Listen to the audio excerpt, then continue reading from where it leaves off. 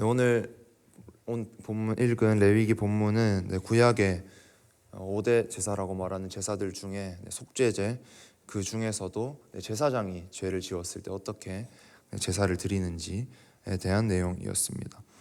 잠깐 사진 띄워주시면 간단하게 설명하고 시작하도록 하겠습니다.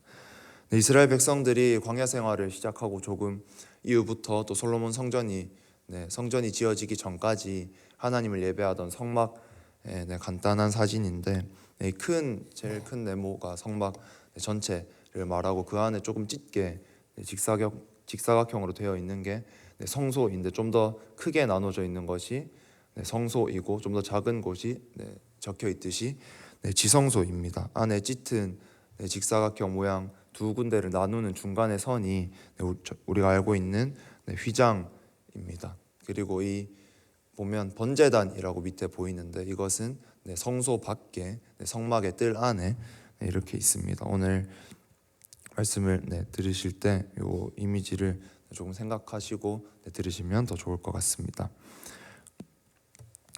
오늘은 말씀드렸다시피 구약의 5대 제사 중 속죄제에 대한 내용인데 이름을 보면 알 수 있듯이 죄에 대한 그 사함을 받기 위해 이스라엘 백성들이 드렸던 제사입니다. 5대 제사 번제, 소제, 화목제, 속건제, 속죄제 중에 번제도 속건제도 제사함에 대한 의미가 있지만 오늘은 속죄제 위주로 좀 살펴보려고 합니다. 첫 번째입니다. 속죄제의 피강조, 죄의 엄중함입니다. 속죄제, 오늘 본문에 드러난 속죄제의 특징 몇 가지를 살펴보려고 합니다. 속죄제만의 특징 중 하나는 제물에게서 나온 피를 숨기는 것이 아니라 제사를 드릴 때 죄사함을 받기 위해서 제물을 짐승을 죽이고 그 피를 숨기는 것이 아니라 좀 일부러 드러내는 것처럼 보인다는 것입니다. 다른 제사들처럼 제물을 죽이고 그 나온 피를 받아서 성소 밖에 번제단 주변에 성막의 뜰에 그냥 뿌리는 정도에 그치는 것이 아니라 속죄제는 오늘 본문에서 그랬듯이 피를 좀 더 강조합니다. 6절에 보면 그 제사장이 손가락에 그 피를 찍어 여호와 앞 곧 성소의 휘장 앞에 7번 뿌릴 것이며 다른 제사에서는 성소 밖에 뿌리기만 하는 그 피를 속죄제에서는 성소 안으로 유일하게 가지고 들어와서 지성소와 성소를 나누는 지성소에 들어가기 전에 휘장에 7번이나 뿌립니다. 지성소는 대제사장만 1년에 단 한 번 들어갈 수 있는 하나님의 임재가 있는 곳인데 그 휘장에 피를 뿌리는데 이렇게 한 번만 뿌릴 수도 있을 텐데 7번이나 뿌리도록 하나님은 명하십니다. 이것은 우리가 죄를 사함을 받기 위해서 지금 우리로 말하면 회개하는 기도를 할 때 하나님 앞에 이렇게 어느 죄는 좀 숨기고 어느 죄는 이렇게 아뢰면서 기도하고 이렇게 기도하라는 것이 아니라 회개할 때는 하나님 앞에서 지성소 앞에 휘장에서 뿌리는 것을 볼 때 하나님 앞에서 또 7번이나 뿌리는 것을 볼 때는 전부를 다 드러내고 하나님께 두 손 들며 회개해야 한다는 것을 의미합니다. 또 이어서 7절에서 거기서 그치는 것이 아니라 제사장은 또 그 피를 여호와 앞 곧 회막 안 향단 뿔들에 바르고 그 송아지의 피 전부를 회막 문 앞 번제단 밑에 쏟을 것이며 일반적인 다른 제사들처럼 번제단 밑에 쏟기 전까지 하나를 더 합니다. 피를 또 성소 안에 향단 뿔들에 바르기까지 합니다. 그리고 나서야 다른 제사들처럼 번제단 주변에 밑에 피를 쏟습니다. 그저 제사 과정만 이렇게 레위기를 읽을 때 살펴보면 신약 시대를 살고 있는 우리들에게는 지루할 수밖에 없습니다. 지금 우리가 하는 것이 아니기 때문에. 하지만 이렇게 복잡하게 피를 이렇게까지 강조하시는 하나님의 마음, 또 하나님의 뜻을 생각한다면, 하나님의 마음을 알고 하나님의 뜻을 안다면 구약의 제사를 보면서도 우리의 삶에 적용할 수 있습니다. 짐승이 눈앞에서 죽는 것을 보는 것만으로도 참 끔찍할 것입니다. 내 죄가 이렇게 큰 것이구나. 내가 원래 죽어야 되는데 나 대신 이 짐승이 이렇게까지 피를 흘리는구나. 그런 걸 보면서 죄의 대가가 참 이렇게 크구나 라는 것을 깨달을 것인데 하나님께서는 거기에서 그치지 않으시고 그 뒤에 물론 제사장이 하지만 피를 성소의 휘장에 7번 뿌리고 향단의 뿔들에 바르게까지 하십니다. 피를 강조하는 것을 볼 때 하나님께서는 당시 구약 백성들에게 죄의 대가가 결코 가벼운 것이 아니다. 너희가 지은 죄의 대가가 나를 반역한 대가가 이렇게나 크다라는 것을 말씀하고 계십니다. 이 사실은 그 당시 그들에게뿐만 아니라 지금 우리에게도 똑같이 적용됩니다. 동물을 죽이면서 듣는 그 고통 소리, 흘리는 피, 또 그 피를 가지고 뿌리고 바르러 성소에 들어가는 제사장 등 모든 것을 보면서 자신의 죄를 회개하고 하나님 앞에 돌이켰던 구약 당시 그 하나님의 백성들의 무거운 마음과 결단이 지금 우리의 회개에도 있어야 합니다.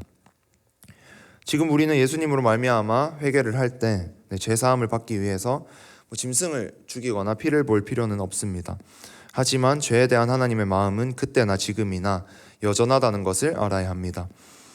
죄는 대가를 치러야 하는 것이고 우리의 회개는 잠시 하나님 앞에서 앉아서 기도하고 넘어갈 것이 아니라 마음도 없이 그냥 지나가는 것이 아니라 눈앞에서 짐승을 죽이고 피를 뿌리고 참 또 피를 손으로 바를 때 그 장면은 어떻게 보면 참 끔찍한 장면 같은데 그만큼의 죄의 심각성을 알고 진정한 회개를 해서 죄로부터 정말 확고하게 결단하고 돌아서는 이 결단이 있어야 합니다.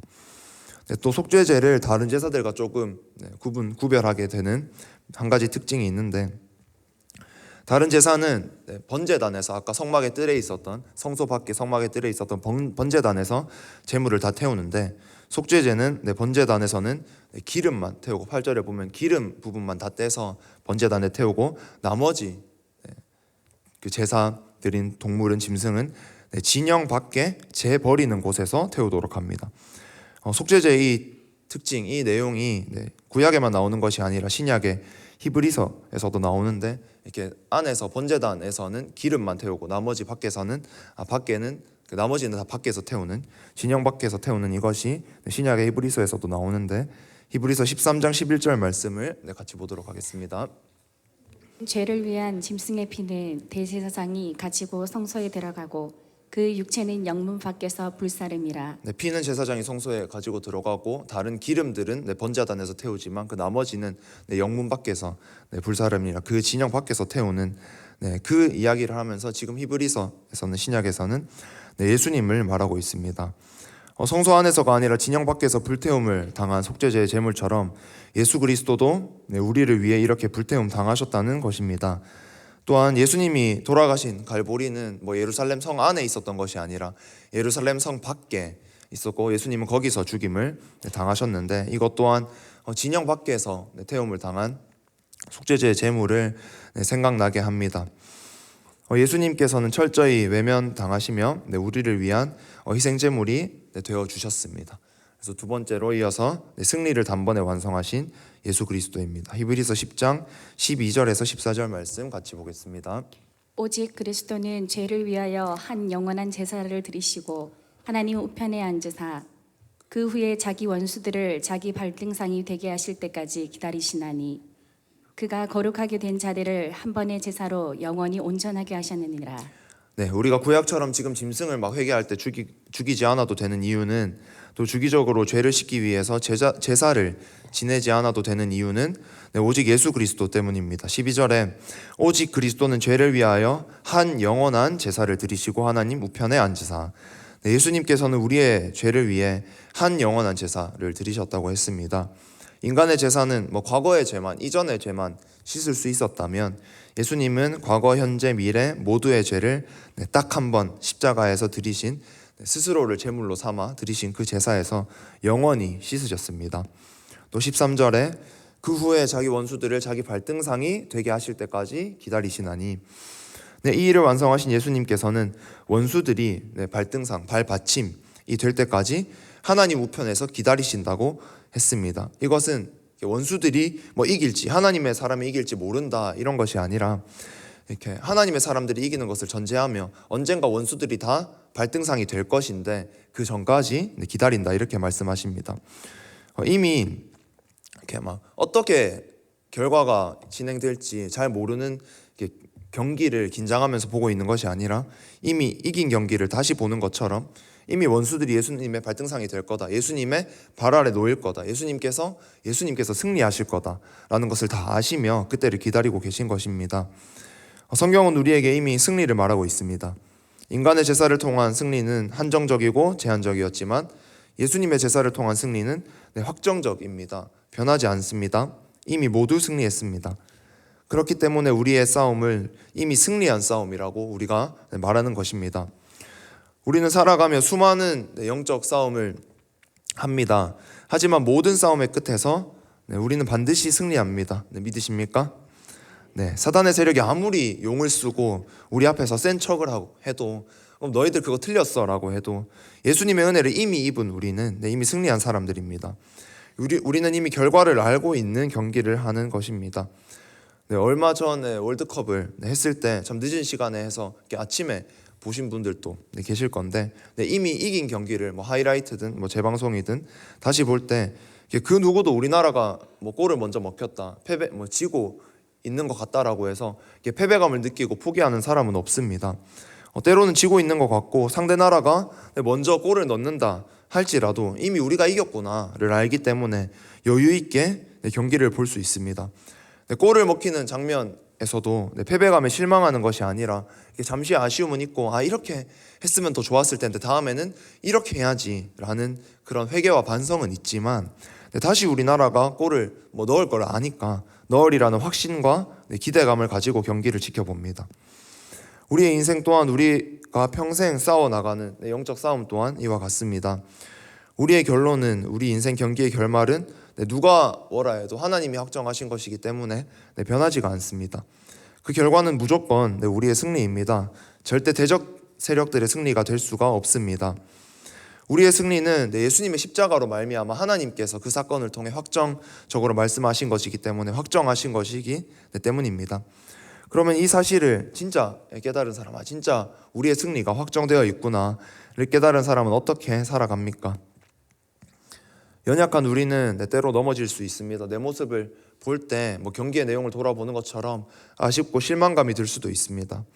하지만 우리 모두가 결과를 알고 있는 이미 이긴 경기를 하는 것이기 때문에 다시 우리의 관점이 그 실망에서 소망으로 단번에 바뀔 수 있고 그 자리에서 바로 다시 일어나 소망에 가득 찬 표정을 지으며 경기를 이어나갈 수 있는 것입니다.